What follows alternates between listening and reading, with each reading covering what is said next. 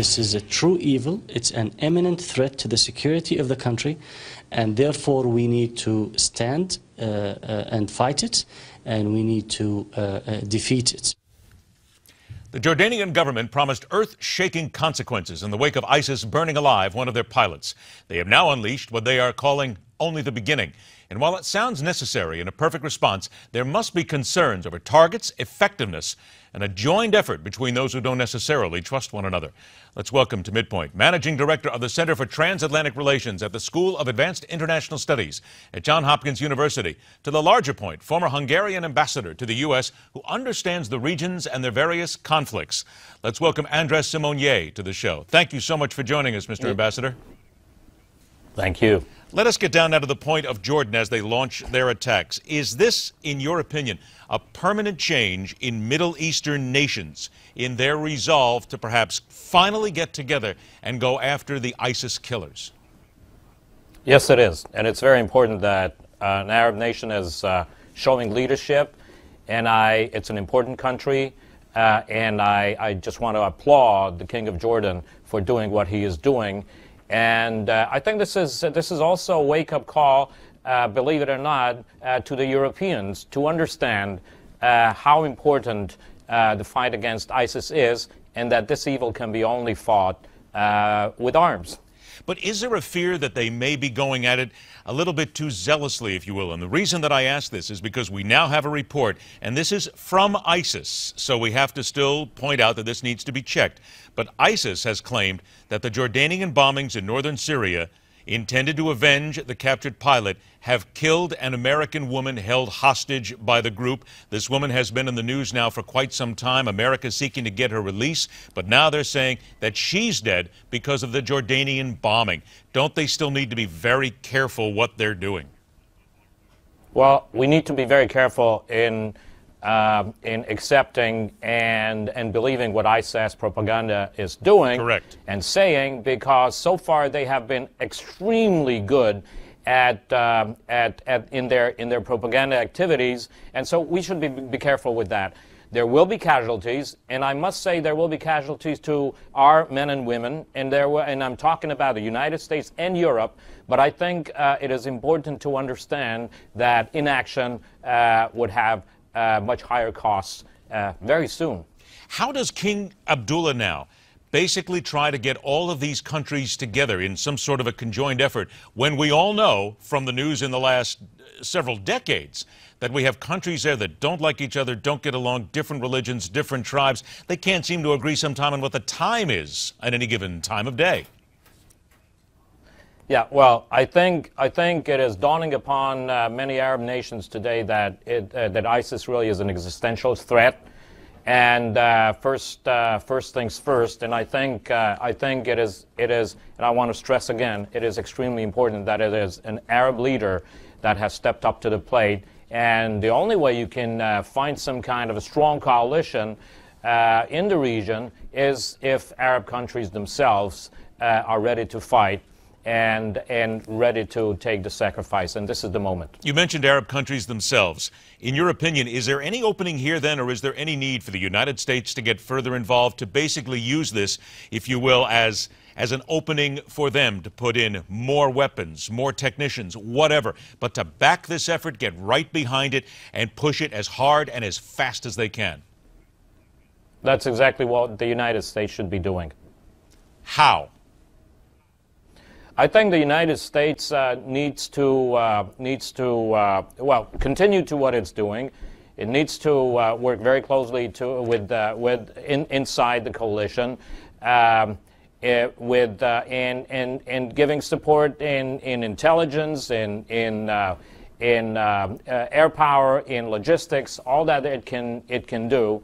But let's see what happens. I do believe that the situation has suddenly changed. The whole dynamics of this crisis has changed, and I think it is too early to say what next should be there for the United States. And I would stress again for the Europeans to do. All right, please stand by because we're going to turn to another part of the world here in just a few moments. We want to again remind everybody that we are just getting in a report that this is according to ISIS. And again, as the ambassador said, take everything ISIS says with several thousand grains of salt. They claim that the Jordanian bombings in northern Syria have killed the American woman held hostage by the group. Their note is the failed Jordanian aircraft killed an American female hostage.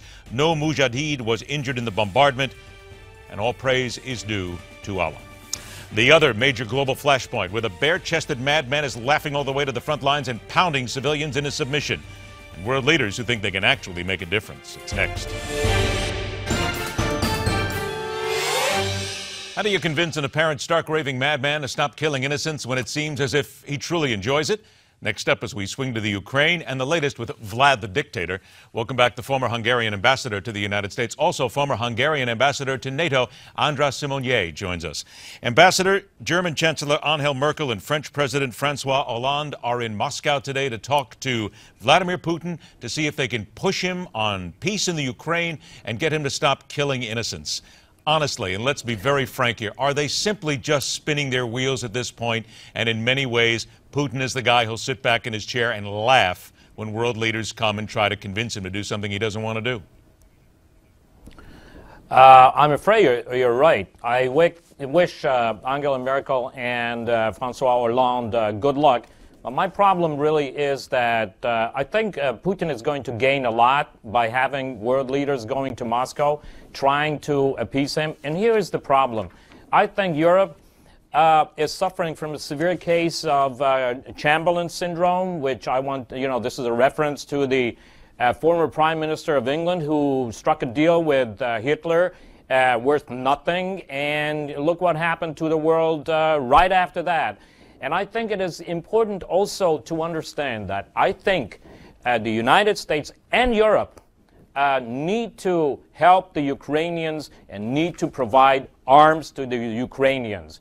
It is important to understand that while this might not change the dynamics on the ground, it might inflict casualties on Putin so that he might start to think about not wanting to move further. The problem really is that we don't understand. Putin is terrified of losses. You should know that mobile crematoria are following the Russian troops to erase any trace of losses.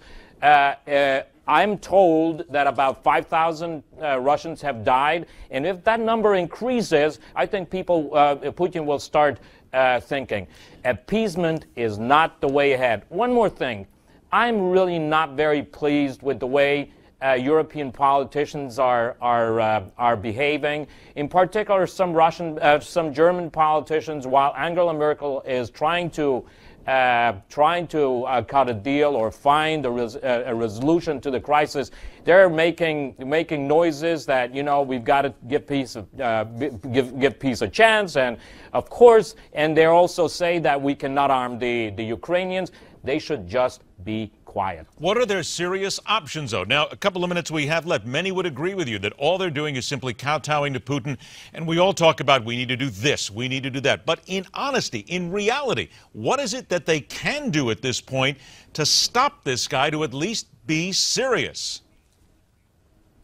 Well, I think we should continue with the sanctions. This is clear. I think we should ratchet it up. But the sanctions aren't working at this point. But the sanctions are really not working. Well, the sanctions are slowly working. I think what Putin is counting on is, like the Vice President said, I think he's really counting on the divide between the United States and Europe and the divide inside Europe. I mean, many countries are chipping away from not supporting the sanctions or a united, quote-unquote, front against Putin, and I think that's his calculation. He's trying to win time and figure out. Well, he's winning, though. Isn't it fair to say, though, he's winning at that? He's winning. He's winning at that already. I think my worry is that if we continue the way we do, he is winning on that. We cannot allow that to happen. And frankly, Ukraine is really not about Ukraine.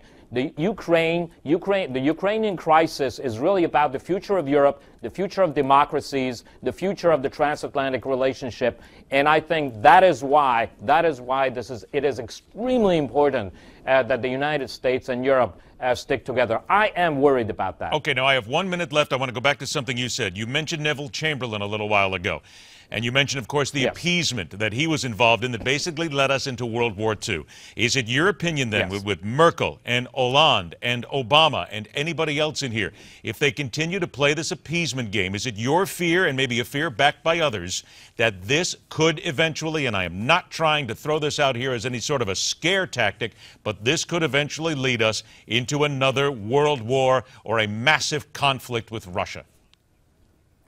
I don't like to use. I think that's scare tactics. I think Putin really wants us to believe that if we start fighting him, this will lead to a third world war. But what I'm really worried about, that he is going to be successful in splitting Europe.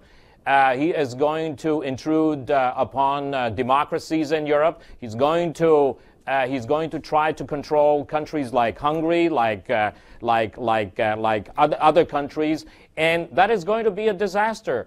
That might lead to a serious split within the Transatlantic Alliance, and I think that's really what Putin wants. Intrude among democracies. There are some words that we have to remember for the next time we speak, because that involves a takeover of a sovereign nation. Ambassador András Simonyi, we want to thank you very much for your comments. We'll look forward to speaking again. Thank you. All right. Just when you thought there might be some hint of better pricing on cable and maybe some better customer service, hey, don't look for the government to help. That's next, right here on MidPoint.